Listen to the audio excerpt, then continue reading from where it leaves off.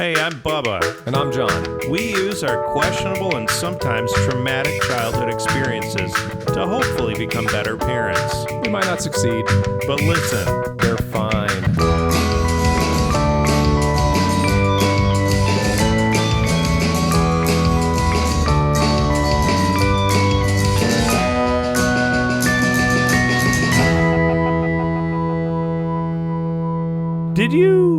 were you a rap guy? You were a No. punk rock boy. Yeah, no. Shit, I would have rolled up with my homies. We have a Brah, brah, different backgrounds. skeet, skeet. You would have been like, what? I wouldn't have even understood you.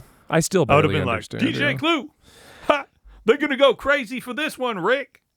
And you'd be like, what is he talking about? Hey, everyone. We're back, and Brandon's talking about rap. My Christian rap phase. If you are a fan of the show, you know about my former career. We got to play my rap song on this show. You have recordings of it? Dude, I don't know if I said it on the pod. There was a gal, Shantae Calhoun, shout out, who I was friends with at Kalamazoo City College, and I did have a little crush on. I'm sure she knows. But in high school, I recorded this parody of an Eminem song. You remember Lose Yourself? Yes. Why are you saying it like that? It fucking won the Oscar. No, but a parody of it? You got a problem with Weird Al? I got a problem with you doing a parody of Lose Yourself. Well, I did it first, and it was a huge hit in Cloverville, Michigan. That CD got passed around. People listened to it so much it got burnt out. Well, you asked me if I had any copies of my rap career. I did. And Shantae Calhoun, shout out once again, the beautiful Shantae Calhoun, Chicago model, and keeper of my only copy of my mix CD. She reached out with a Facebook message and was like cleaning out the closet. She's got a beautiful family, and they were making room because they got 2 kids now. And she said, I have a copy of this CD. And I said, do you have a CD player? Can you burn it? And she was like, I do not. And I was like, I do.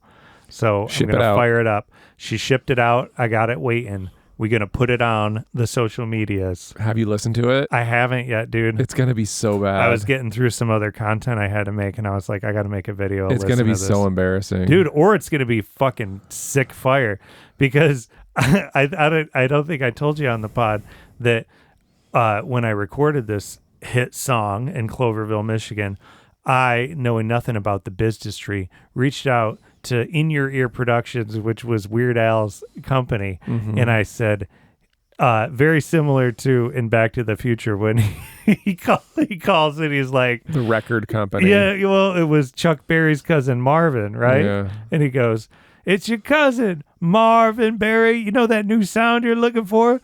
Listen to this. I called Weird Al's company and talked to his producer, and I go, you know that new song that Eminem just came out with? It wasn't popular yet. I was like, I did a parody of it that involved food.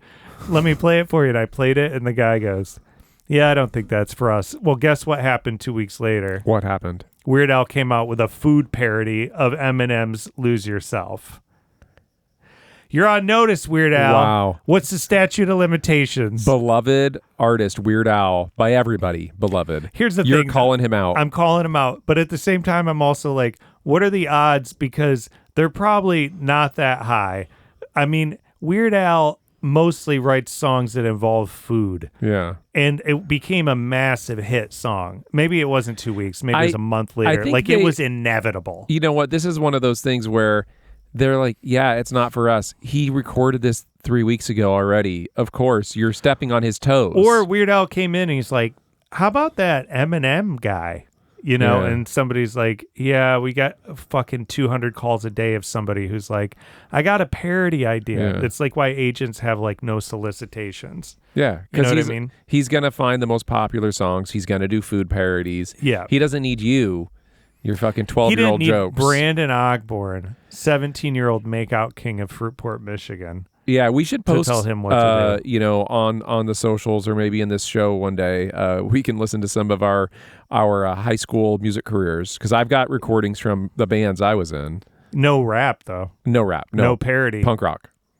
We'll see how good it is. But I mean, it's not good. That's what I mean. It's embarrassing. Let's not dwell on the past, John.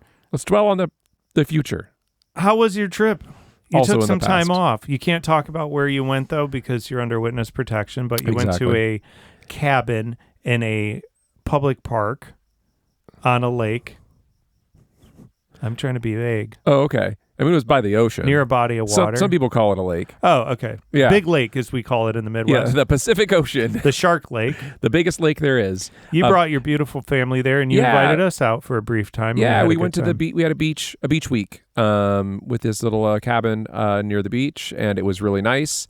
Yeah, it was really good to disconnect for a week from your marriage, from my job. Oh, your wife went with? Yeah, she came along. It was spring break for us. It was a really good time. You came out there and visited. It was for Easter. Really enjoyed it. Brought the kids. Brought the wife. Lots of tide pooling, lots of beach, lots of boogie boarding. Your boy still got the rashes from the boogie boarding. I should have got a rash guard. Yeah. I'm picking little scabs off my nasty belly. We went boogie boarding the day after you left, and we got tumbled in some waves with me and the kids. I love it. Yeah, I got those waves. They knocked my goggles off and ripped the rubbers right off them, and I lost my goggles. Yeah. We got hit by a pretty good wave too, and the kids did great. They popped right up, and they were having fun, and it was a really good time. The thing being older though now, when those waves hit me and I do a tumble, whatever you call it, underwater, dude. You washed out? Washed out. I feel the rickety in my shoulders and knees and shit. Oh, yeah. Because at one point, I felt that wave. It pushed me down, and then it kind of snapped my legs right half over my body. And I was like, I'm going to fucking break some shit. When you're young, you just tumble around and you're fine. I'm holding on to it, and my shoulders just rattling around in there like a fucking percussion instrument. Yep. I'm like, I don't even know if I'm going to make boogie board. I was trying to do low impact shit. Yeah. I don't know if he's going to make it through. You know, one of the really fun things we did one of the days is I took the boys on a hike up the beach. My wife didn't go, and it's just me and the boys. And there was some cool parts on the beach where these rocks jut out really far. And the only way to get by is to either, you have to swim really far out into the ocean, or you basically have to do kind of some bouldering, kind of some scrambling up these rocks, a little bit of rock climbing. Not that the listener cares, but for my own, was it south or north? North. It was north. Okay. Yeah.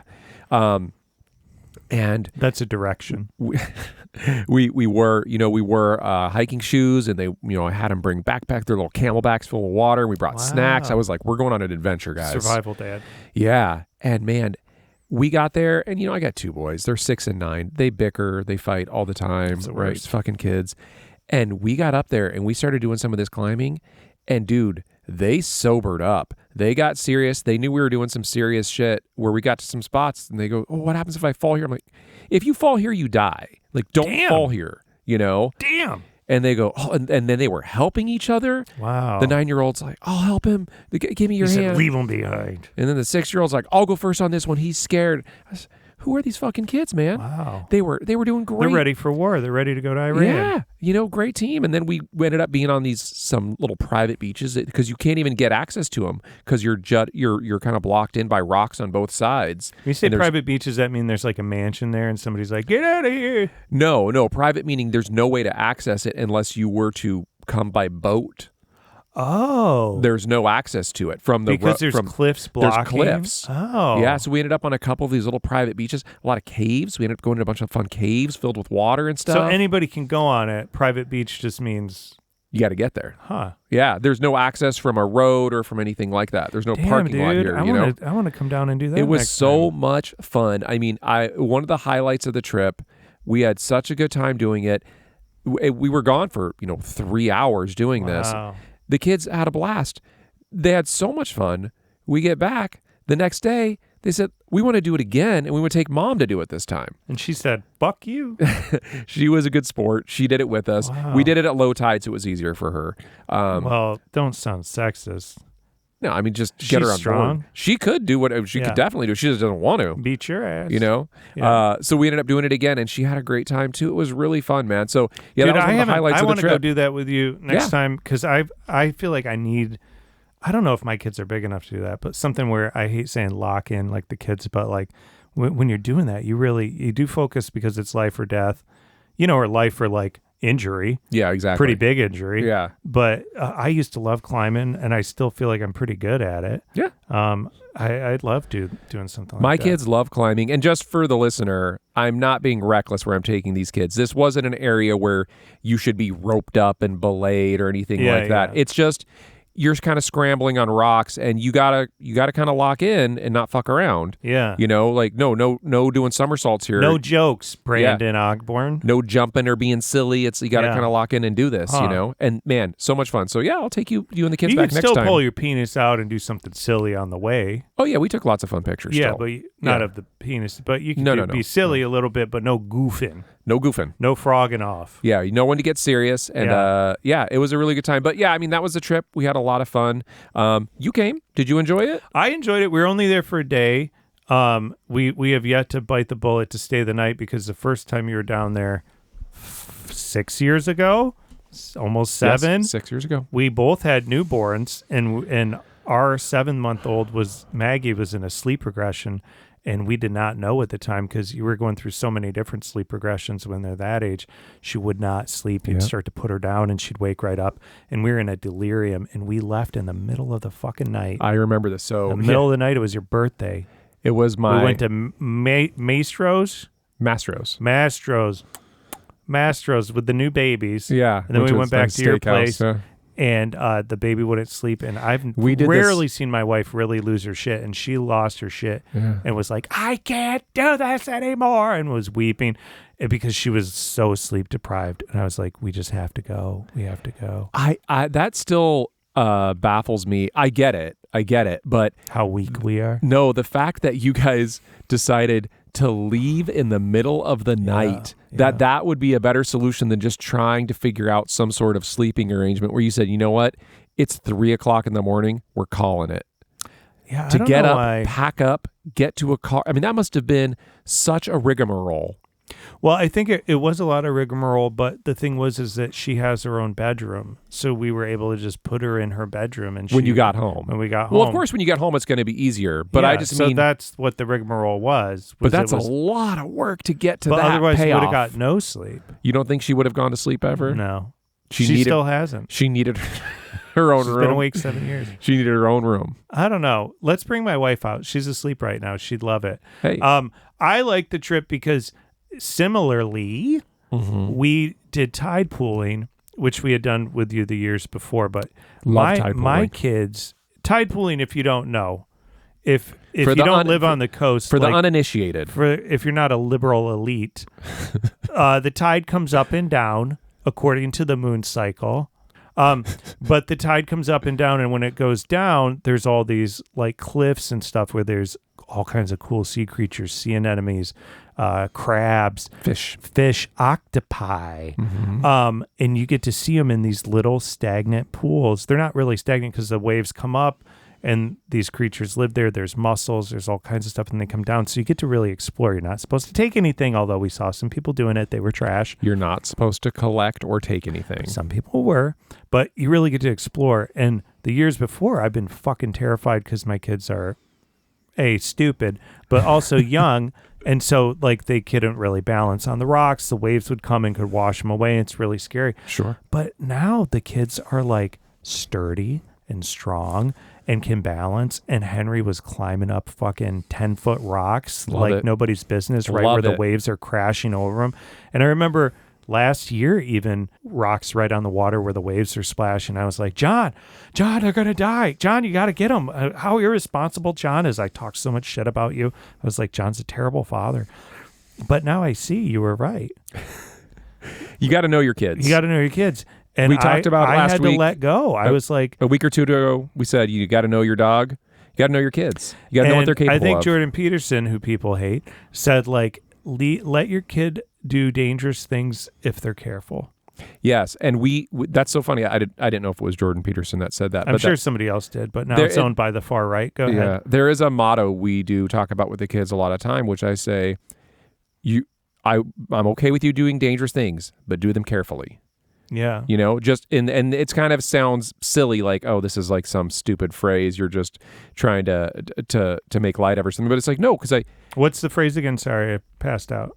I'm okay with you doing dangerous things. Just do them carefully. Do dangerous things carefully. Because, climbing on rocks, doing these things, sometimes it is dangerous. But if you're doing it carefully, it's okay. Now, we got to find out something else to say to them when they're teenagers, or they're going to think unprotected sex is okay.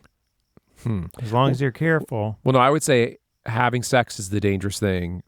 Having protected sex is doing it carefully. Ah, okay. I like that. Yeah. What other famous quotes did your son say to me?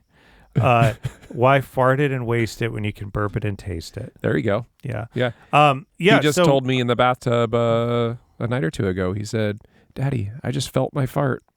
I said, "Great, thanks." As he farted up the bubbles in the bathtub. Yep. Great, thanks. Yep. Yeah. We had a great time in the tide pools. We went really far down south, another direction, right to where like the cliffs end. We were gone for an hour and a half, and then my son dragged back some massive piece of seaweed that he was very sad that he didn't get to bring home. I mean, this thing was bigger than him. This must have been 5 feet tall. It was a giant seaweed bulb. It was probably 10 feet long. Yeah. Seaweed bulb, yay big, probably a foot in diameter, and then it had all these tentacles on it, and it had been out there for a while. It looked like a creature. It really looked like a creature. And Henry said, "I want it." And I said, "If you walk it all the way back, you can have it." Yeah. And he walked it damn near a mile back. And people were so, he had his little cute Gilligan's Island hat on. And so he was such a looker to all the cute They were all enamored. OC County babes and grandparents that just couldn't take their eyes off him. And they go, "What do you got?" And he said, "It's my dog." Because he was pulling it like a dog, which Very I thought sweet. was hilarious. It's very sweet. But Yeah. as we lead up to this break, John, we have a bit of discord we have to address. Yes, it wasn't all fun and games. It wasn't all fun and games. There was an enemy there. There's a darker side to this beach trip. After the break.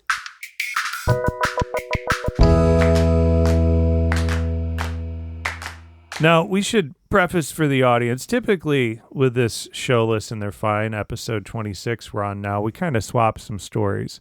We are going to be swapping some stories for the main portion of this, but we're going to stick with a theme here, which is getting in fights as an adult. Yes. And what brings us to open this story is an event that happened while John was on vacation, and I came down to see him with my beautiful family. Yes, absolutely. We were at a little place called Shake Shack, which is overlooking the ocean. And it's a real busy Shake Shack because it's right off PCH, and it's in Orange County. For those down there, they know where it's at. Boy, we're really getting into the weeds here. We just really want to paint the picture, huh? Well, Shake Shack, I think, brings a lot to mind, which is it's a family place. It's casual, and this is a very picturesque Shake Shack overlooking the ocean. So everybody's in a good mood. Everybody who's not at war in the Middle East, that is.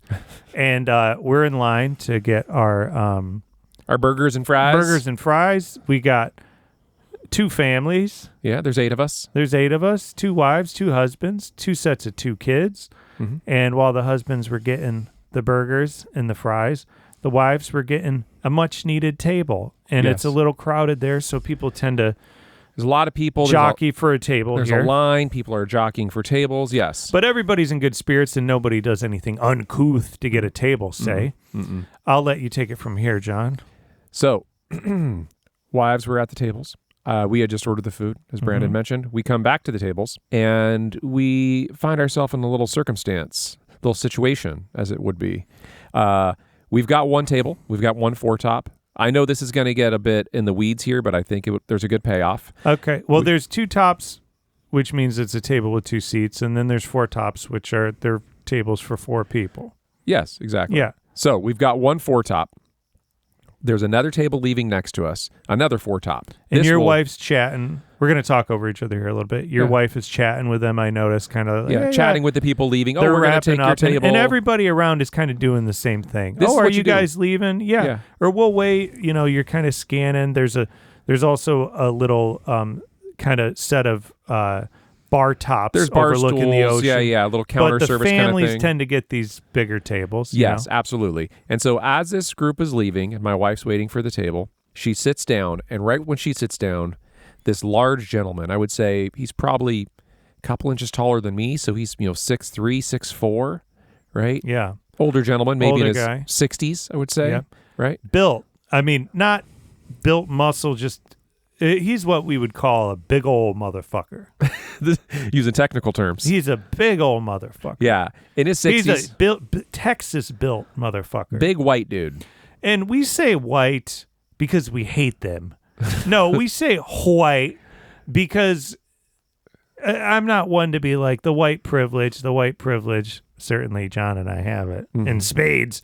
But this is Orange County. Yes. This is Trump country. It is. And this fella, this big old motherfucker, is kind of almost a cartoon wealthy Orange County Trumper. Yeah, he's a caricature. Orange County Trumper. He's a caricature of what you would think of. Now, he very well may have been a Kamala voter.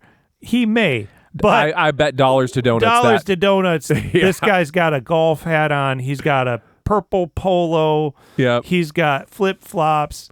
He's got white hair and a goatee. Yeah. And I turn to look, and as your wife is literally sitting down and moving the glasses of water, and the kids are moving over to split apart from the foretop to take this other table, this guy plops his ass sits down at one of the other seats. Not only sits down for the listener, he leans back with his arms crossed. Crosses his arms. With a smug look on his face, presenting, as the woke might say, I dare ya. And he doesn't know what I noticed too. He didn't make eye contact. He just stared straight ahead. Mm-hmm. Right? It was a real move. Kind of like, I dare you to go, excuse me. Yeah, say something. Because most people would go, oh, I guess they have this table. I better not. I don't want any altercation. Not making eye contact and just crossing his arms the way he did and not engaging in any way was a decision. Yeah, it was a decision because it didn't make him have to say, oh, do you mind, or anything like that. It put the onus on your wife. Yes.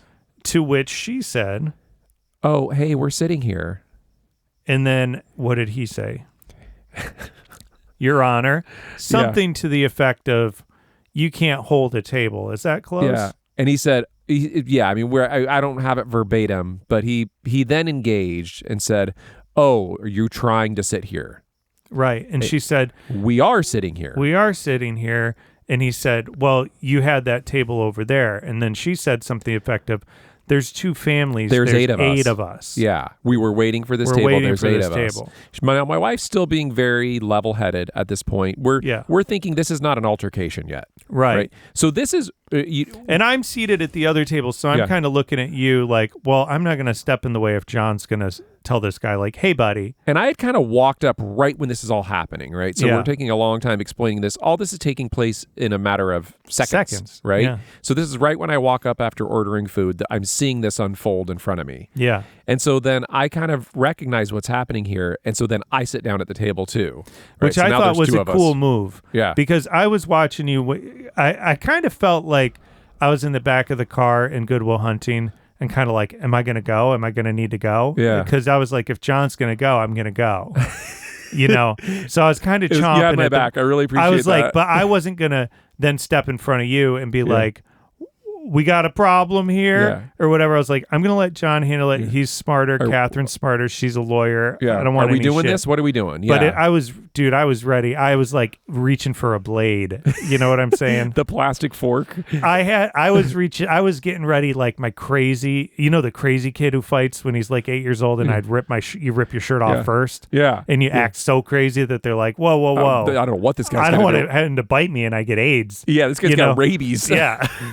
Rabies, I should say. Yeah. Not AIDS.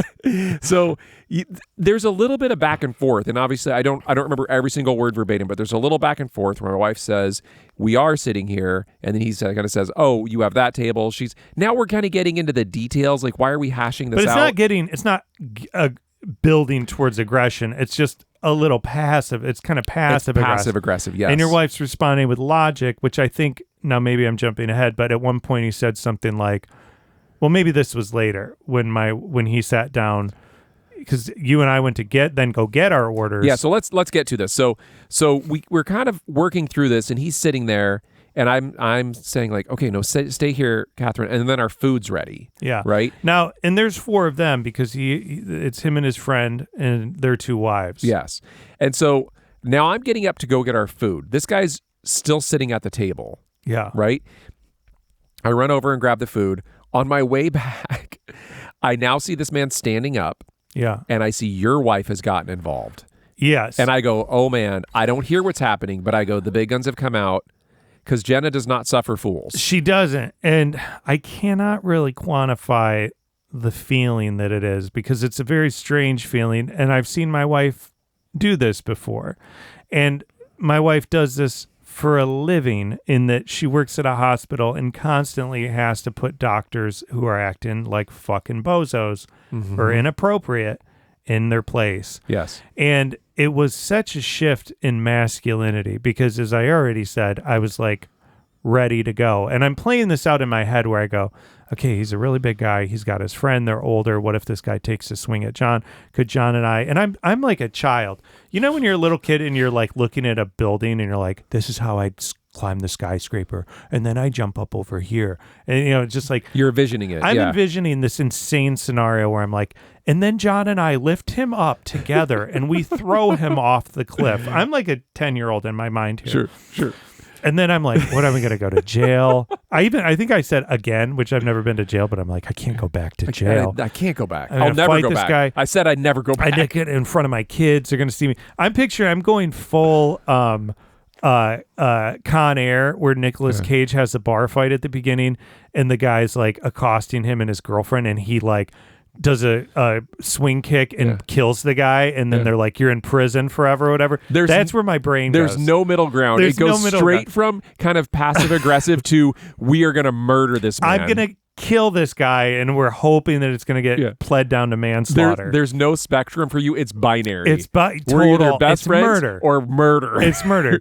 But then I look and I see my wife is swinging her fingers in front of his face, kind of like, nah, nah, nah, nah, nah. Yeah. But not like, you want to fight me. She's just she's not swinging it like, bitch. She's waving it and pushing the finger in front of his head like, do not, do not, do not. And I'm like, and I kind of bite my hand. So you had a better vantage point than I did at this point. What did your wife say?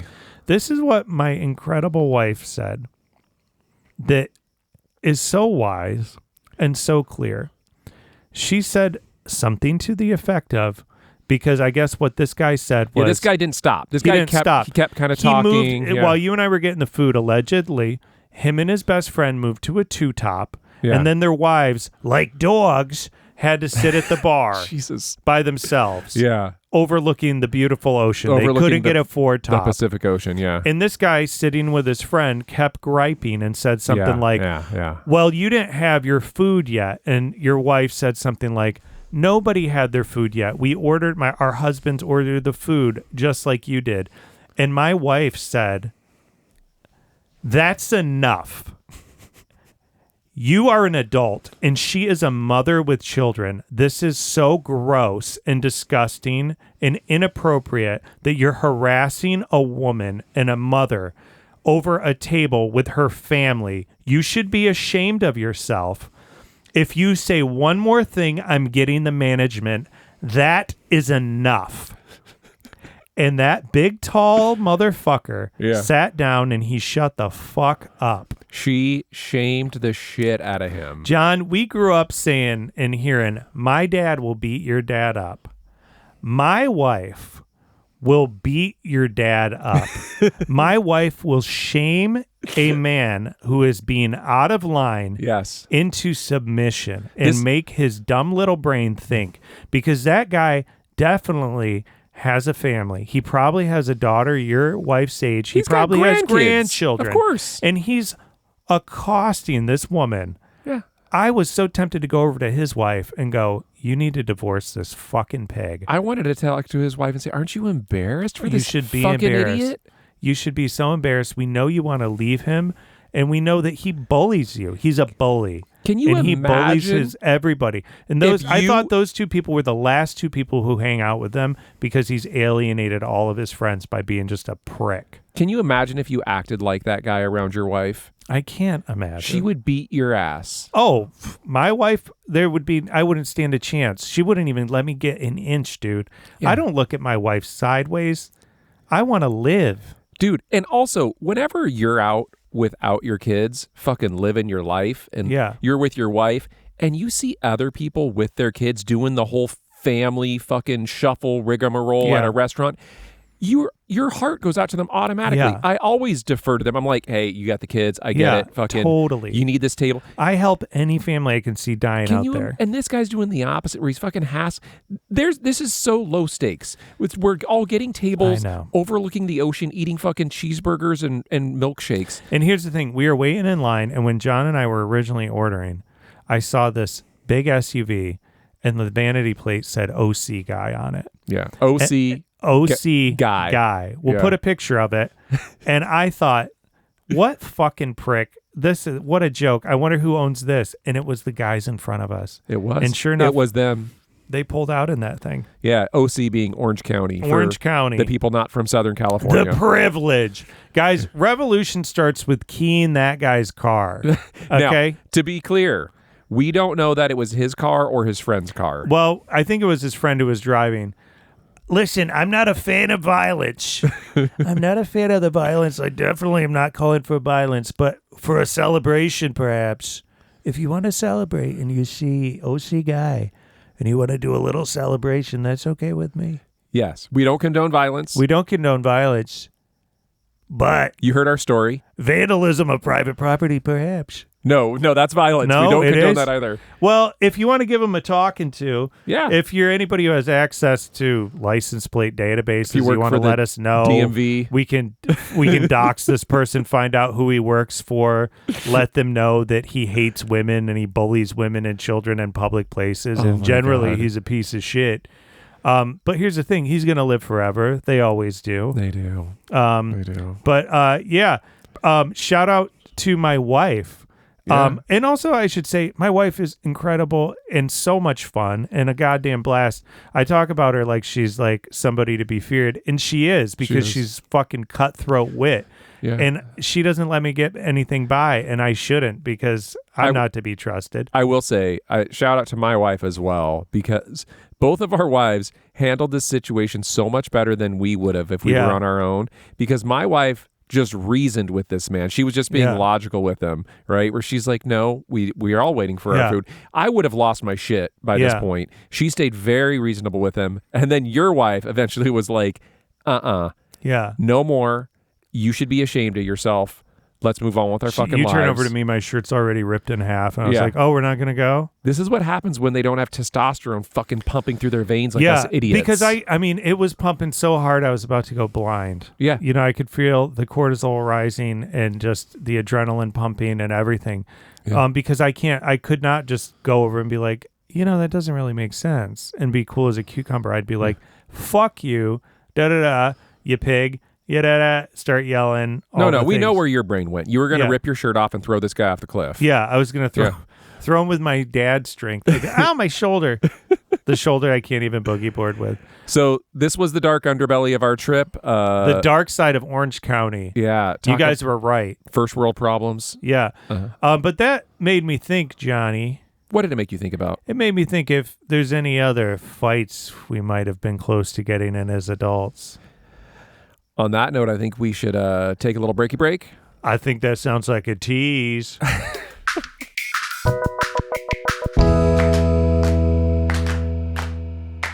We're back. We just got unfortunate news. I just read in the New York Post that the OC guy is dead. He passed. He died in a bar fight. At a Chi-Chi's restaurant. Senior Frogs? Yeah, Senior Frogs. He was trying to steal a Four Top, and he was knifed. And I'm just glad it wasn't me on the other side of Wahoo's Tacos. I was over a handicap spot at a Wahoo's. It's actually a pretty common death in Orange County. It happens more frequently than you might imagine. It's so frequent they have it on a drop-down menu at the emergency rooms. Yeah. As an e-bike or stabbing at a Wahoo's over a handicap spot. John, there's all this talking of violence. Violence. The problem part of it too is that like we grew up on 80s movies. We did. So you immediately be like, I'm gonna be Jean-Claude Van Damme in this. Neither one of us have any martial arts training. Well, I have not had much of any brushes with getting in an altercation, but recently I was at the dog park and I take Gracie, our dog, I'll walk the kids to school and then buzz over to this park on foot across a busy street, and there's nobody. It's not a dog park, but there's next to nobody ever in this park at 8 a.m. So I can take her off leash and she can kind of run around. And there's one old man who I did mention in the show who was kind of weird and was like put his dog on the leash, who was always off leash. I made friends with this guy. Ooh, you've turned the corner with him. Turned the corner. Okay. Started communicating with him, and he was like, well, yeah, I just wasn't sure if you, and now they kind of play. Well, suddenly that morning, there were 3 ladies who had 3 dogs each. Okay. Who were at the far end of the park, and all their dogs were running around. And I said, oh, what's up with those dogs? He goes, yeah, those ladies don't look like they're very professional. Their dogs are all nuts. And I go, well, they're not. What a funny thing to say. They're not very professional. Well, I started to walk over because the dogs were all off leash, and so was mine. And I thought, oh, maybe they all want to play. You know, that's the indication you get. Give my dog a good run out. That's a good indicator, right? You're at a park, especially it's not a dog park. Yeah. And people have their dogs off leash. One would assume there's an unspoken, hey, we're up for playing. We made this a play area because I've been to plenty of parks that aren't dog parks, and it appears to be an informal dog park at a certain time. And I was like, hey, good news. This is an informal dog play park. Perfect. I can make some friends. She can make some friends. Well, as I approach, these ladies start to hurriedly and very unprofessionally start to wrangle their dogs. Your friend was just right. Total chaos. Like, Total fucking unprofessionals. Their leashes are all crossing like they've never seen a human being before. Yeah. Now, 2 of these ladies are more older, kind of suburban Hawaii ladies, kind of just what you think. They got the visor on. But one of them is not like the other, which as an ally and number one friend of the lesbians, I was like, we got ourselves a real butch lesbian here. She's from a different world of the lesbians. Okay. Not the normal cohabiting lesbian mom, IVF suburban moms I know. Your comfort level with talking about lesbians and the different types of lesbians, this is what is a inappropriate term, but this is what my lesbian friends would call a bull dyke. I don't think you can say that term. I think I did. She had biker gear on. She looked like an 80s lesbian. She had a flat top military haircut. Okay. She at one point was in shape and she was not. She had a muscle shirt on, like steel biker necklaces. She had blue hair, big old combat boots on. Okay. Not park material. Like you're like, this is not practical. Like leather and all kinds of stuff. I'm like, where are we going? Well, this lady, we'll call her Babs. That's not a good name. What's a good name? Deborah? No. Sarge. So Sarge, she gets 2 of her little shitty white dogs on a leash, and then there's this Aussie who's running around crazy. Sure. And the Aussie, my dog is part Aussie. I was like, oh, this dog's running around crazy. It's kind of aggressive, like barking at my dog hard, but they're playing hard. And I was like, cool, it's fine. But she's like, get over here. She's like screaming at the dog. And I'm like, I'm not going to intervene and grab somebody's dog. But my dog's running all around crazy, so's that dog. So I, like I often do, will pull out my phone and take a little video of the dog running because I'm like, oh, it's running so great. I'm going to send a video to my wife. This lady starts screaming at me. Are you filming my dog?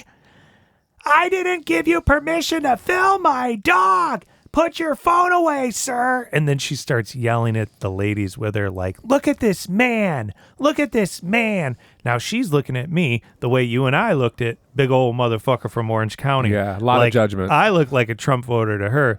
But to me, she almost looks like a meme of what like far right people call a Kamala voter, right? Okay. She's like rage bait for the far right. Like she just looks like that lady from the original Trump inauguration with the pussy hat on. Yes. Who was screaming like, no, like this is what she looks like. She gets upset when you film her dog. Right. And she's like, stop filming my dog. I didn't give you permission.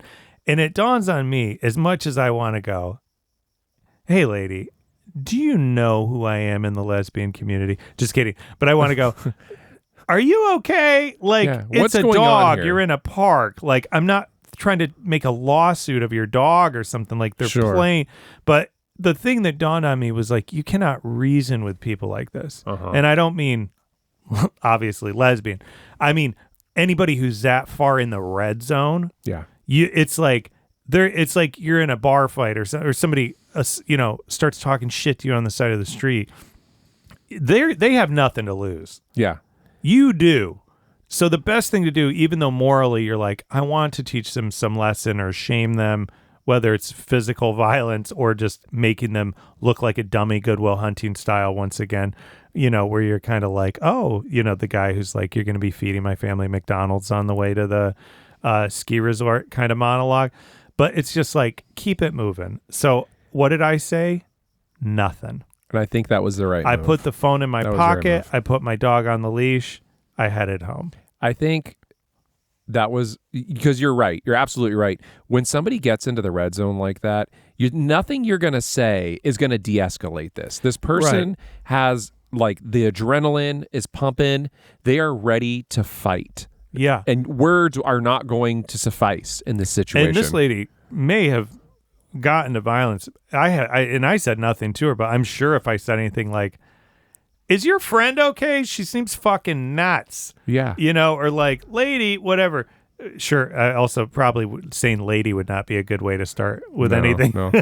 But maybe young lady. Yeah. Little girl, sir, Sarge, whatever it is. Best thing to do is just walk away, because the thing that crosses my mind too is like, you're not the first person that this lady's yelled at. If this lady's probably yeah. gotten in so many arguments in customer service and street fights with family. She's probably come to physical blows. Do you think you stand a chance?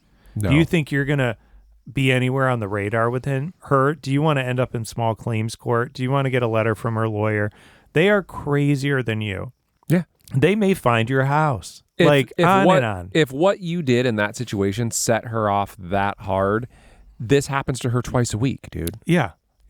So it dawned on me of like, it's been so long where I've been in a situation where I'm like, oh, do you like, the question I ask is, do you want to enter the justice system?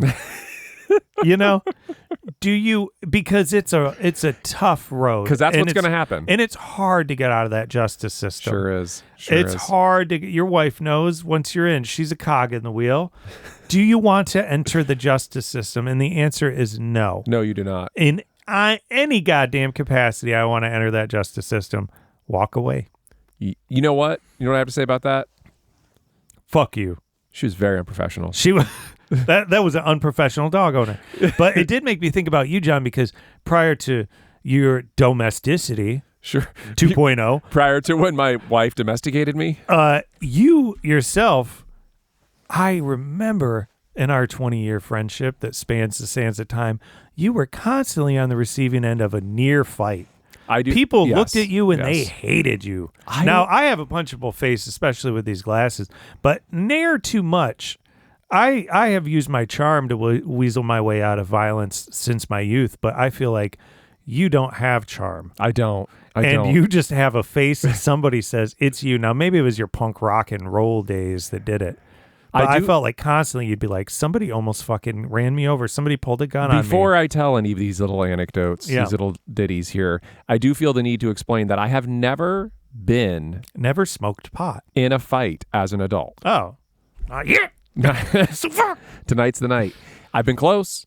Yeah. I've been close many a times, but I've never actually been in a physical altercation as an adult. But I haven't either, but wouldn't it have been cool if the OC guy was the first for both of us? Oh, man. You and me sharing a in cell. In our 40s? Dude, our wives my wife would kill me. She's so mad at us. She would not be like your hero father. She'd be like your idiot father who I'm divorcing. Lost his cool.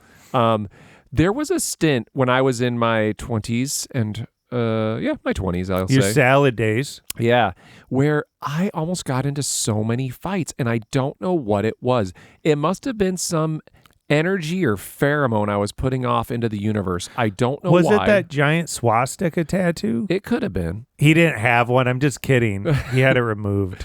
I don't know what it was. You do have some tats, though, right? I do. I have tattoos. Show us. That's okay. Oh. But they're not. They're not German. No, they're not of German descent. You have a big Clash tattoo on your back, I right? do. The band The Clash, yeah. The band The Clash. Yeah. So no, but there was a few times, I mean, one of the times was I have a Crash tattoo. The best picture winner is the movie poster. My whole back. Not the David Cronenberg one. No, the other one. Okay. Yeah, I was at the movies once in Santa Barbara. This was a funny story. And it was a packed theater. There was one of those things where the movie's starting, the trailers are starting, and there are just a few empty seats here and there. And this couple walks in, and you could see they're looking for seats. This was pre-assigned seating, right? Yeah, I was just going to say, because I've had some people like, this is my seat, and it's assigned, but I'm like, nobody's in the theater. And some theaters still now aren't they don't do assigned seating. Some old ones. But this was pre-assigned seating, and this couple comes in, and you could tell the front row's open, and they don't want to sit in the front row. Yeah. So they're looking around for a seat. Wait, did you say at the preface there was plenty of seating, or there was not? No, okay. Hardly any. I mean, a couple seats here and there, and then just the front row. Okay, what movie is this? I knew you were going to ask me. What that. a fucking I don't loser. remember.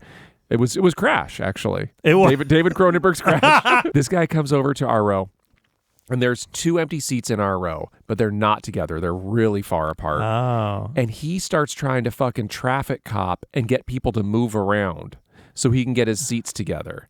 So he kind of yells over to some people. The movies are starting now. The credits are rolling, right?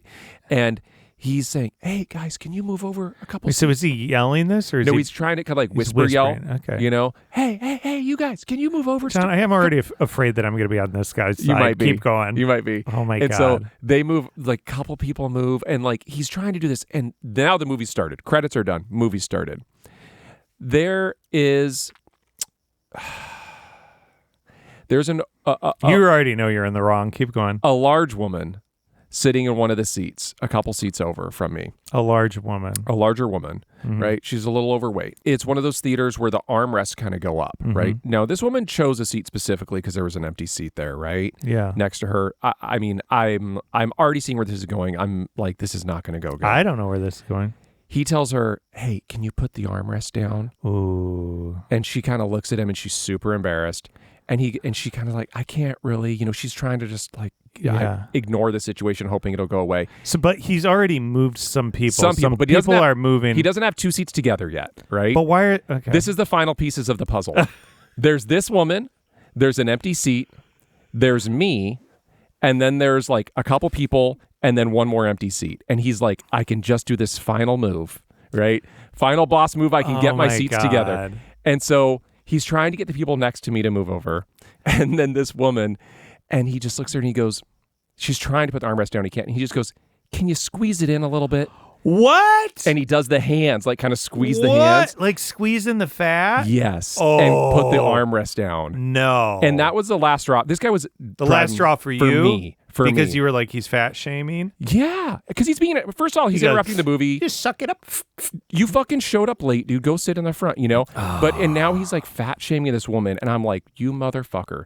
And so then he finally gets to me and he goes, hey, can you move over? And I fucking look right up at him. I go, absolutely not. I'm not moving. Whoa. And he looks at me and he goes, we're just trying. I said, I know what you're fucking trying to do. I'm not moving. I don't know why he got mad at you. And he looks at me and he just goes, he stops with, the whisper yelling stops and he goes, well, that's just fucking great. Well, he's not going to fight when he says that. Yeah. Well, that's just fucking great. Yeah. And I just go, God dang nabbit. And I just kind of look at him and then I just kind of look back at the movie and he goes, we're trying to blah, blah. And then there's a man probably in his 70s in front of me because this guy's now going, he's starting to work himself up, right? He's starting to heat himself up here. Ooh, hot under the collar. And so this is going to turn into a fight for sure. Yeah. I'm like, here we go again. My fucking life these days. And then there's this guy in his 70s in front of us, and he just turns around and he goes, the man said no, go sit somewhere else. Yeah. Listen to Bartholomew. And so the guy's just like still huffing and puffing, making a lot of noise. The whole fucking theater's looking at this dude now. What's his dumbass wife doing? She just like, embarrassed as shit, I'm sure. So they start walking to the front, and then there's... Dude, this is the origin story to the OC guy.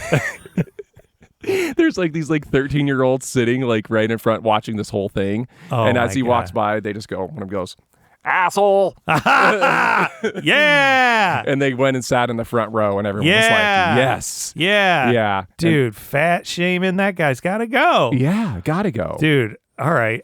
For the listener, I just knucked John's up. Shit, I'm going to dab you on that. Oh, yeah. Okay, all right. Get a little of that.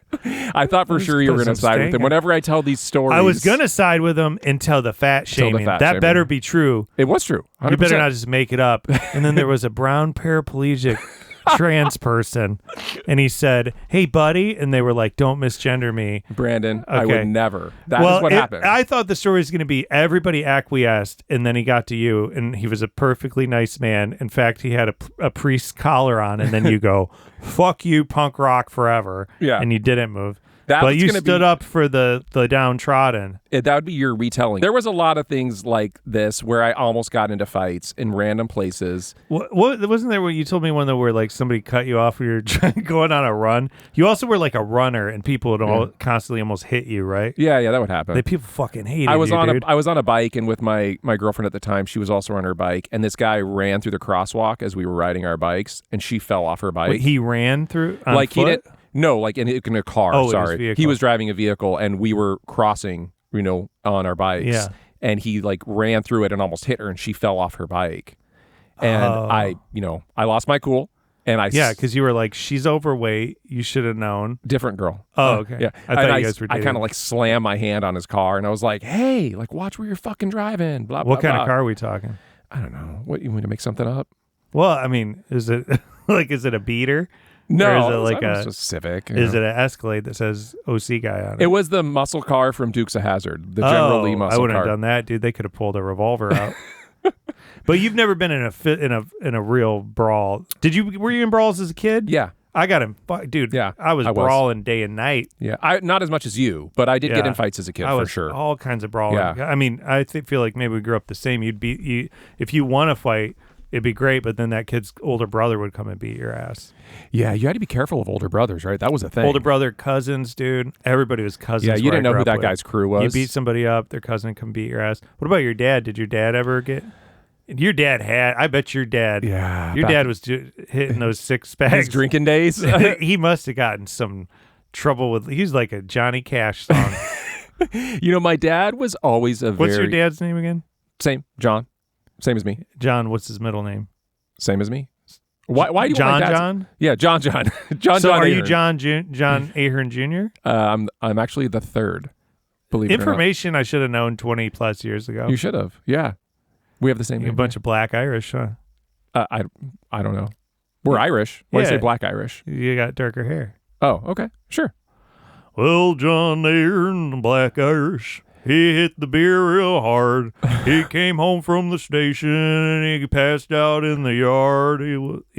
This is your musical improv coming back? Yeah. What kind of kerfuffles did he No, see? yeah. I mean, for the most part, my dad, he did do a lot of drinking back in the day. He'd come home from the bar with bloody noses and stuff? No. He was like he was a very jovial drinker. He was not an aggressive drinker in any way. It was lots of jokes. Well, then I don't think you had a problem.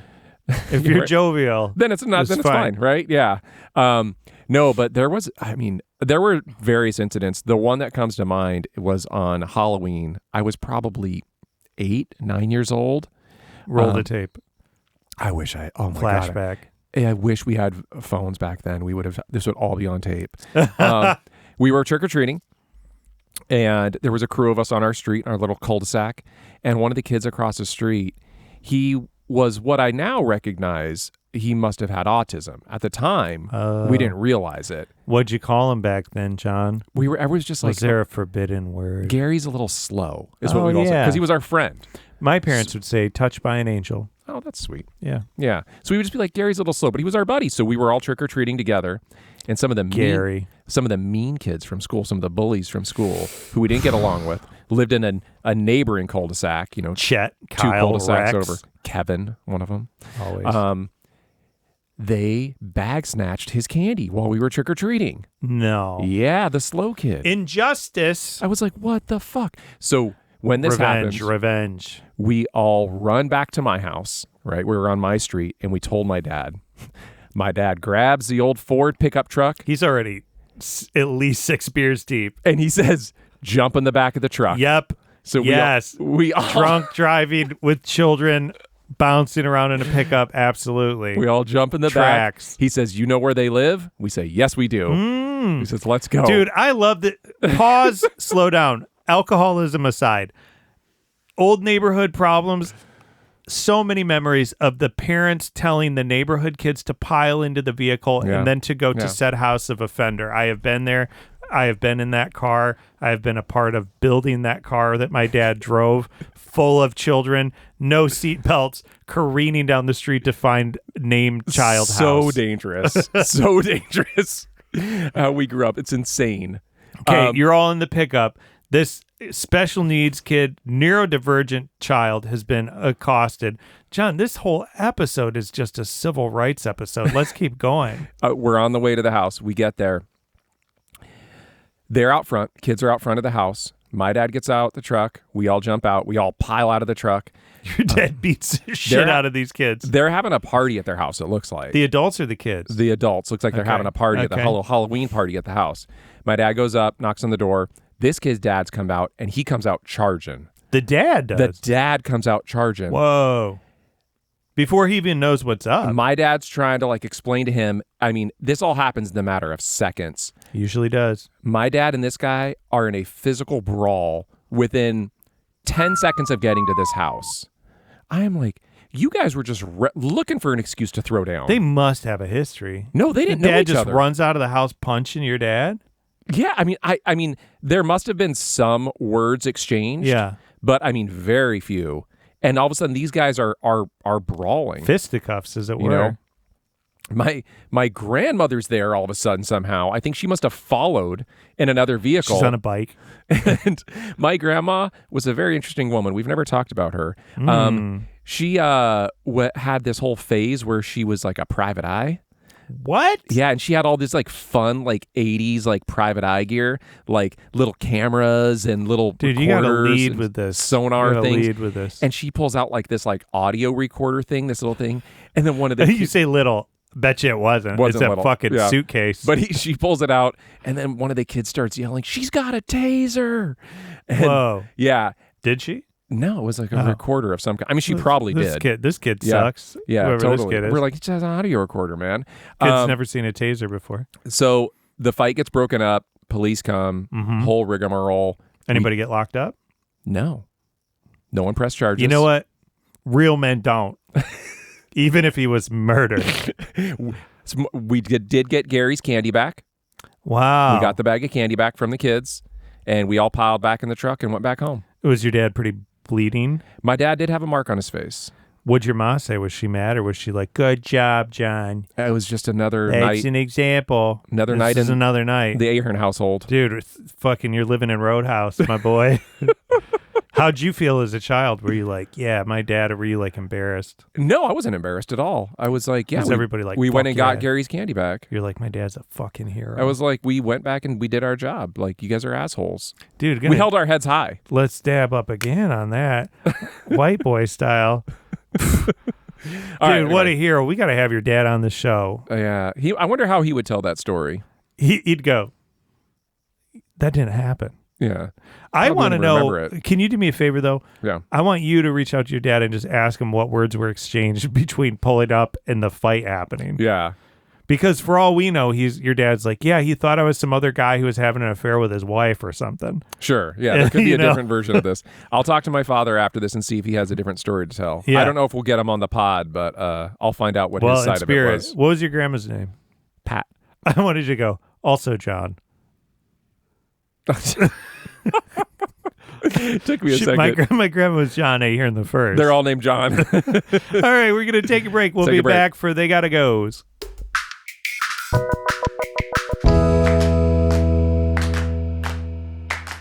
We are back with Gotta Goes. Brandon, you want to go first? Dude, I feel like this is a pretty easy one. But your dog does not have a right to privacy. Okay? It's a dog. No. You know what I did, dude? I keep getting... it's such a joke. Timo. Okay. Timo.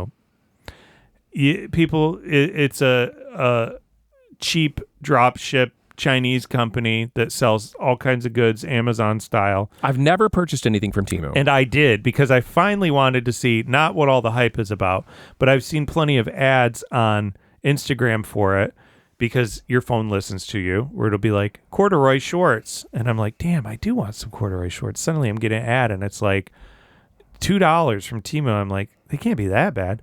So I click on it and I was like, there's a wheel and it's almost a carnival. They gamify buying, but you spin the wheel in order to even see what the price of something is. What the fuck? And I was like, and each time it'll be like, you won $100, or one time, this time I would never get past the wheel. I'd be like, it's too scammy. I don't want to do the. Yeah, this sounds like a total fucking scam. But there's some things I was like, I kind of want, let me just get past the wheel. I wanted to, out of curiosity, see how do they even do it at the end. Do they really give you, the wheel spun and it said $1,500. And I was like, there's no way they're going to give me jackpot, Brandon. Jackpot. I got the jackpot of all jackpots. And they very cleverly be like, if you close this window, you lose the deal. So I was like, I have a little time before bed. I'm just going to follow this through and see how this scam works. Sure. It is a scam. Spoiler. And it tricked it. I spent almost 45 minutes going through because it's like, you get $1,500 in merchandise. So here's all the things to choose from. And you have to pick 8 items or whatever. So then you're going through and it's taking your time of shopping of like, well, we're talking about going camping. I could use a tent. There's this tent. It's got good reviews. Somehow it's a $200 tent, but I'm getting it for free because I'm the luckiest man on earth. Well, I really did want to get a water purifier to collect rainwater since the world's ending because we're starting World War III. I make all these things. And then it's like, you get to the purchase place and then it's like, you got to fill out all this other stuff. And then finally you get to the end of it. And it looks like I'm going to get all these items. And then it says, in order to get it, you have to pick 2 regular price items. They can be anything. Sure. So I spend another 20 minutes finding regular price finding items. regular things, $30. Total purchase like $40. Got a couple little kitchen things. Because of your $1,500 discount. And I see all on the window, your checkout cart, all that. I see all those items and I'm like, I can't believe it. It's actually going to work. Here we go. Click, purchase made. Get the email, pops up. You purchase those 2 items. You don't get the other things. I go, what the fuck? Yeah. Fine print. It says, in order to get that, you have to be on here for 20 days. It does this pop-up, and it's like you have to open our app and shop for 20 days and buy things, and it looks like a little bingo card. Oh, my God. And now at this point, I've already put in my phone number and my email, and boy, You've done John, all the stuff. You've done all the to stuff. tell you the amount of text messages and notifications and emails I've gotten from Temu. Here's a new item. Your item's going to expire this for 1 penny only today. You can get this $600 air conditioning unit over and over. Yeah. It's the scam of all scams. And now they've sold all of your data. They sold my data. It's everywhere. I'll never get it back. The genie's out of the bottle. Yep. I have 2 a fucking mop bucket or something that I bought that's like an electric mop. And I don't remember the other thing that's going to come in the mail probably in August. Hopefully I only got charged $30. I've got to unsubscribe. I've got to do all these things. Temu's got to go. It's not good for anybody. I didn't think it was, but I really was just like, as the journalist side of me, I was like, I got to follow this through and just understand how this works. But I think the people that use it regularly and are buying all these very cheap human labor made products, they're within the system and they play the game of it because it's all gamified. Yeah. I was just going to say, it sounds very gamified. I was like, it ain't for you, boy. I think it should be banned and illegal. And it's very predatory in my opinion. Well, you've done a service then for us, Brad. And now I don't have to go through that experience like you did. Yeah, I don't know anybody who would, but I did it because I was so bi-curious, you might say, for so long. Temu curious. And it's a total joke. So don't do it. Block the ads. Shut it down. Don't spin the wheel. It's also generally a shitty way to operate, even to get people in. And I hate that generally of so many Instagram ads where I'll go, oh, I might buy this hair loss product. And I click on it, and you can't even just click on it and see how much a thing is. You got to watch a whole video. You got to put in your email first, or you got to do a quiz. How old are you? Do you think about your hair a lot? Do you think about it because you want to have sex more? You're like on and on to just be like, I'm just seeing how much it is for the fucking thing. Yeah. It's got to stop. It's got to go. It's got to go. John? I'm on board. I'm going to call an audible here on my got to go because you made me think about something as you were talking about your Temu story. One of the things we've done is try to... As a society. My family. Try to minimize our subscriptions. Yeah. Right? So we've been trying to say, what streaming services do we need? Which ones do we not need? One of those things has been Amazon Prime. And we decided, hey, now careful. I'm gonna tread lightly here. Israel. We decided to cancel our Amazon Prime. Just trial run, see how it goes. Right? We order a lot of stuff from Amazon. You do. I see your orders.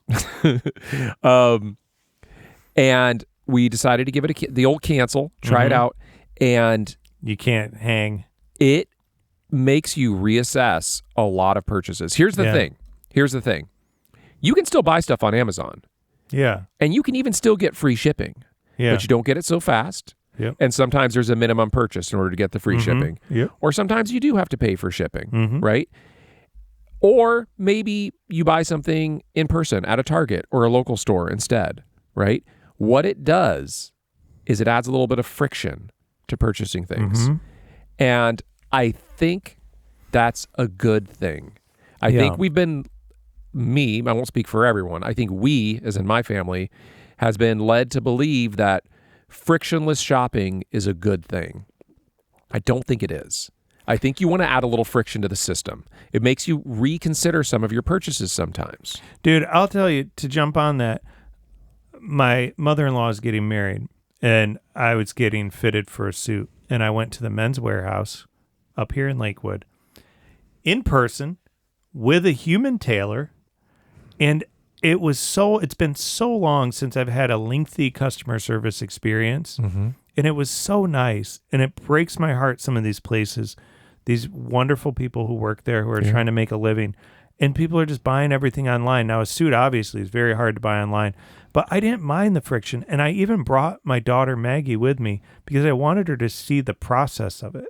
Yes. To be like, this is how it works. You buy a suit. This is how humans used to interact with each other. And I think we need the friction. I think it's a good thing. And and I will say this. This is real easy for me to say because my wife does handle the majority of the shopping for our home for things like this. I don't necessarily mean grocery store. I mean, the kids need a present for a birthday party this weekend. They need socks. Our wives do carry that mental load, and I feel like we need to do better. It's real easy for me to say, let's add some friction to this process, right? And when my wife's doing all this work. But we have talked about this, and I think she agrees. She's, kind of the one who made this decision to cancel Amazon. Adding a little friction is a good thing. It's made me purchase things differently. It's made me purchase less things. Yeah. So I know this is a bit of an odd gotta go, but I think my gotta go is frictionless shopping. It's gotta go. It's gotta go. I don't think it's a good thing. Well, and I think with it comes the human interaction, but there's that wonderful place that opened Sports Basement nearby, and now any business, any town has some kind of sports store. Yeah. And it's so cool to go to, it seems almost novel to go to the store that sells the things. Yeah. Like, you need a tent. We are going to the tent place. Yeah. We're not buying it from some giant warehouse that has everything. It's even down to like Starbucks used to just have coffee. Dunkin' Donuts used to just have donuts and coffee. Now they have breakfast, lunch, and dinner. Now you can buy your groceries at 7-Eleven. It should not be that way. No. Everything needs to stay separate.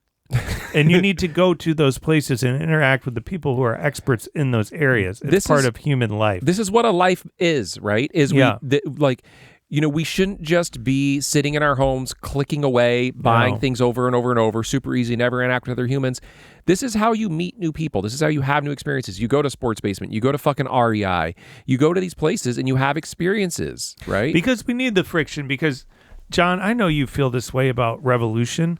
There's no way we're going to overturn this capitalist system if we're just sitting complacent. We need the friction, white people especially, they don't like when things are inconvenient, and we need to make things more inconvenient. The people who are downtrodden in the society, they're going to be the ones leading the revolution to overthrow the Epstein class.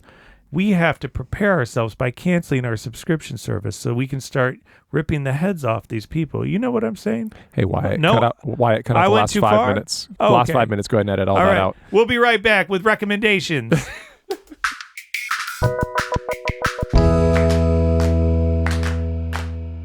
Gets you in the ears. So we are back with recommendations. Brandon, Recommendations. Shall I begin? please. Hey, fellas, I'm with my best friend, John. As you know, I'm a bit of a dandy. One time I started doing a lot of out-of-body experience practices, John, and during the course of leaving my body, I was visited by a female figure. This female figure haunted my dreams often when I was a child, and it was on one of these out-of-body experiences that I realized that feminine figure in the room was actually my exterior soul. This is the recommendation section? So with that, I became to understand that I actually am part woman, which is to say, I understand why I love being in the kitchen, and I want to recommend a couple of things that may seem a little girly girl to the boys, but Boy, I found that was a long walk to get there. pleasure in them. I don't think it was long enough, frankly. Two things. One of them is, as I may have teased on the show, I was approached multiple times to be the president of the PTA. This is not a joke. And I told them this would be a terrible idea if they even heard a snippet of our podcast. Oh my and they God. said, well, the internet's the internet. And I was like, says you. Are you familiar with 2016 or 2020? Also, I have severe ADHD and was homeschooled and grew up in a religious cult and have no math or organizational skills, so it'd be a terrible idea. But they were clearly desperate to elect me as the PTA because they were worried that the PTA was going to shut down when the current president left, because that's kind of the way it is. And they said, even though you don't have any political experience, we think you're funny. And I said, do you know who else that happened to, who they elected a president when they came down a golden elevator cracking jokes? Didn't work out. But my They wife, don't know what they're asking for. my wife, as they say, is going to be the PTA president this coming year, and she's partnering with some wonderful people who are going to help her. And I'm going to be pretty involved with it. But I have been helping out with PTA stuff this last season, and it's been great. And I say it because it's not all your type A, personality moms, Stepford Wives parodies. These moms are wonderful, and the dads that are involved are wonderful too, and they're regular people. My goal for this coming school year, when my wife's in it, is going to be to try to recruit more of the dudes. That's a great idea. And I've always felt like a huge outsider in the normal suburban world, and in the world in general, I don't really fit. But kids need help at school, and the teachers do. And if you have a kid who goes to school, they need your help at school because schools don't get the funding they should have. So my goal is going to be trying to get some of these weird-ass dads like me to get involved doing shit.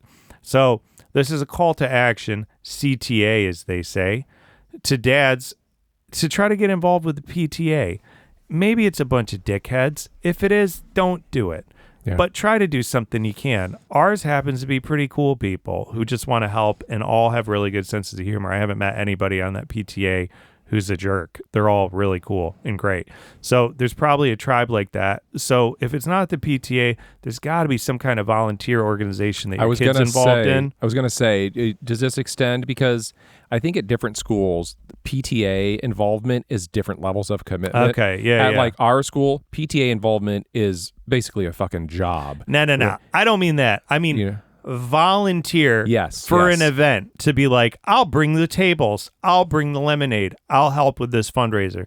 I'm not saying you got to sign up for something. I'm trying to get the dads involved to just be like, hey dads, can you guys sign up to do some shit for the PTA? I know it seems awkward and weird, but we'll make it cool. We can have a Sopranos themed event or something. I don't know what. I think that's great. Yeah. But if it's not the PTA, if your kid does a thing that they accept volunteers, get involved because it'll involve you in your kid's life.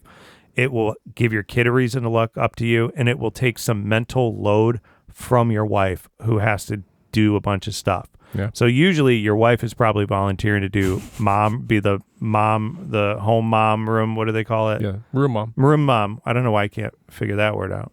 But do something like that to take the mental load off your wife, as I need to do more with school-related stuff because I am not good at homework, but I need to find something so the duration of our small children's lives is not spent with my wife carrying the load of everything school-related. The second thing will be briefer, and that is that John and John Saldano and our friend Steven, good friends of the pod, we had our wives go on a wives brunch on Sunday, and I volunteered to have all the dads and the kids over here on a Sunday. That was great news for our wives. They didn't have to deal with the kids. And I made bagels for everybody, which you enjoyed. They were great. One of the best bagels John's ever had. It was the best bagel I have ever had. It was pretty layered, guys. I can tell you it was a plain bagel with veggie spread, pepper jack cheese, pork belly, ham, lettuce, roasted garlic that I did the night before, smeared all over everything with honey and an egg, and then chili crisp on top. It was very Were good. there pickled onions or something on there too? Oh yeah, I did pickle some onions. I forgot that. I did my pickled onions on top. So you got the sweet, you got the savory, you got the salty, you got the acid. I feel like you're blowing past this bagel way too quick. It was delicious, man. We'll put a pic. Well, I don't think anybody took a picture. You guys hog those things down. So good. Everybody loved them, and I didn't even plan. I had all this other food, but I was like, "You want me to just make you a bagel?" And you said, "Yeah," and then I made everybody. All right, bagel. so back to the brunch. But send your wives. Let your take a Sunday, fellas, and tell your wife to go do something for herself that's restful, that's fun, and get a group of dads together. Let those kids, we barely, with the exception of my son, who was a lot of trouble, we barely even had to worry about the kids at all. They were off playing. They had a great time. Maggie had a little clipboard, literally, and she was managing all these boys, and the dads actually got to talk. We drank a pot of coffee. It was a fun time. Have your wives go on a brunch, get all the dads, watch the kids. Dad brunch, mom brunch. Love it. It's great. Yeah, I think I agree with both of those. I have done some volunteering at my kids' school. It is a pain in the ass. The biggest pain in the ass is just the commitment of actually doing it, of actually expending the mental energy, blocking yourself off from work, right? Because I actually have to take time off from work to do it, but I get volunteer time at work and stuff. Yeah. But actually just doing that and at the actual process of committing to it and doing it, once you get there and volunteer, it's great. It's so rewarding. The kids love having you there. You obviously see how helpful it is to the teachers. Yeah, right? Because most of the dads don't, and they don't because they're not lazy bums. It's because it's intimidating. It's not our skill set. And it is more of a feminine space typically, where it's like the moms are often more in communication, so you feel like an outsider. But I mean, let's be frank. Majority of the time, especially in elementary school, vast majority of the teachers are women. Yeah. Vast majority of the administration staff are women. Yeah. Almost all the volunteers and PTA are women. Yeah. Right? So it doesn't feel, as a man, it doesn't feel like a super inviting space. Yeah. It feels intimidating. But this last year I did one event where I think Jenna was sick or something. I was like, I'll do it. She volunteered. And I went and ran like a stand at this carnival and stayed and helped put all the shit away. And they were so appreciative. Totally. And they were like, you did so great. You were awesome with the kids. You're all these things. You should volunteer for this. And they weren't trying to bait me. They were just like, we need help. Yeah. These moms are stretched so thin. And then when you get in there, like when I started volunteer, some of the other dads were like, oh, he's doing it. And so now it's like, it's more inclusive. You broke the seal. I broke the seal. The glass ceiling. Not fully, but I want to really do it this coming year. Yeah. And I am intimidated. I am scared. I do not feel like I'm a good fit for any of it. I feel like an outsider. I always have a less than, like I'm stupid. I'm a loser. I run my mouth too much. The latter is definitely true. But I need to get over myself because I don't want to miss these school years and being involved and being a part of my kid's life academically. I think you're making an active effort. I think that's great. Yeah. All right. Okay. Good recommendations. There was a lot. That was a very pregnant recommendation, dude. This is a very women positive episode. My recommendation and body positive is a little more basic, I would say. We've done this in the past and it kind of fell off. And I did it again recently when we went on our little vacation recently. Scavenger hunts for the kids. Oh. Super fun. Highly recommend. It entertains them. It buys you plenty of time if you just need to relax, right? Now, how are you doing? I will explain. Yeah. How are we doing it? We weren't allowed those in the cult. Yeah. So we will make up scavenger hunts. So we sat down and I say, I'm going to write up a list of things you need to go find in this area. I also think it helps foster independence with the kids. This is while you're at the cabin. We did this while we were at our cabin on vacation. We've also just done it at home in the neighborhood. Huh. And we will just write up a list. We'll say, you need to find something blue. You need to find a yellow flower. You need to find a paper clip. Do you give them a bag? Yeah, you do. Give them a little bag of some kind to put the stuff in. So you could do it at the Long Beach beaches and be like, hypodermic needle. Absolutely. Use condom. Dog poop someone didn't pick up. A dead body. They found that today. Did you see that? Yeah. There's a dead body washed up. Yeah. So yeah, you do like this list of things. We don't even have to do a prize or anything once they find everything. They're just stoked to be able to go find all this stuff. You got to set up some limitations depending on your kids' ages. No breaking into houses. You set up some boundaries. You say like, hey, you can't go into random neighbors' houses. You can only go to this distance or this. Yeah. Set up some geographic boundaries. So they don't really go found too a paper crazy. clip? They've done it in the neighborhood before, yeah. Wow. But on this one, it was more natural things. Find a skipping rock. But they have to collect it. Have to collect I've it. never done a scavenger hunt. They have to collect it, and they got to bring it back in their little bag. You bring it back, and you go through all the stuff that they got. And if you do need to entice them to do it, you could say, like, you come back, you get a piece of candy if you get everything, right? Yeah. You could do some sort of treat for it when they get it. You will buy yourself 30 minutes. Wow. Yeah. It's all about buying yourself some time. Yeah. Can you send me that list of your scavenger hunt if you still have it? Well, I mean, we just wrote it out on a piece of paper. Can you make one for me? I'll make you a scavenger hunt, Brandon. Yeah. If I bring it next week, the show goes on. I'll give you a little treat. Oh, I get to read the credits. I love it. I love things that bide time. I love things that involve the kids not fighting. Yep. They work together too as a team to find this stuff. Yeah. Yeah, it's really good. I like that. I also told them one of the rules of the scavenger hunt, no swearing. If either of them comes back crying or upset, they automatically lose a scavenger hunt. Ooh, You need to come back and still be buddies and everybody's happy. Wow. Yep. I can't tell my kid that right now. Henry's having a real meltdown phase. Well, Kid's crying about everything. Work it out. Yeah. All right, what's your next recommendation? Military school.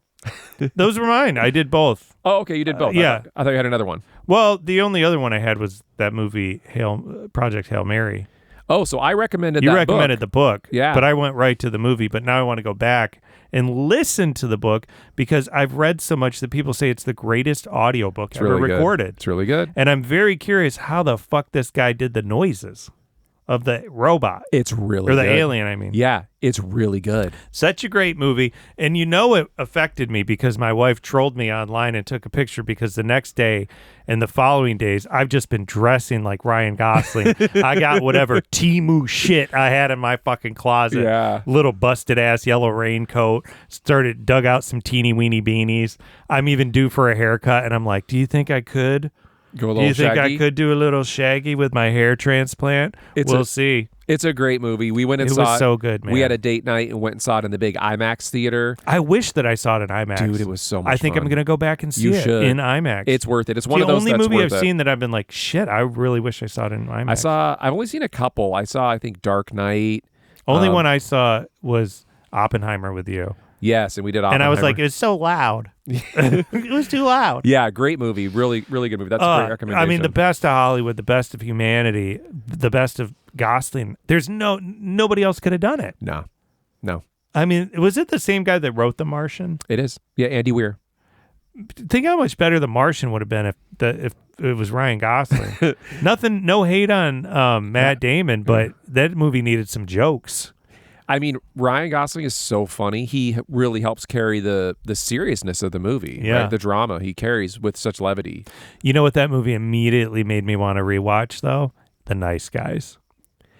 I just listened to the rewatchables on The Nice Guys. One of the best. We love the podcast Rewatchables. And So good. I was cackling listening to the Rewatchables because they're cackling just describing the movie The Good Guys and all the funny scenes that if you haven't seen the movie The Good Guys, The Nice Guys, it is one of the funniest, best dark noir comedies ever made. The Russell Nice Guys Crowe, is so good. Ryan Gosling, Shane Black directed it. Sleeper movie that I saw in the theaters with Jenna, my wife, who laughed so hard she ripped a giant fart in that movie theater.